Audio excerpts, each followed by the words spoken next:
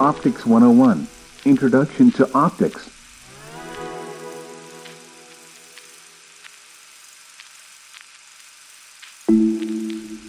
Type 1.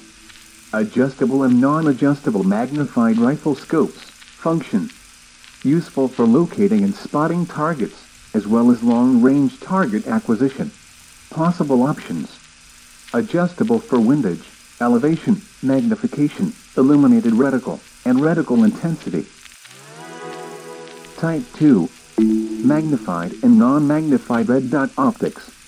Function. Useful for medium to close range target acquisition.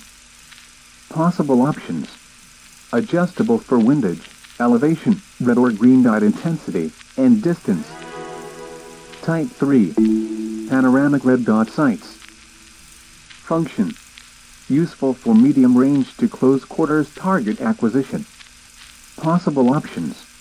Adjustable for windage, elevation, red or green dot intensity, and reticle. Type 4. Rail-mounted lights and lasers. Function.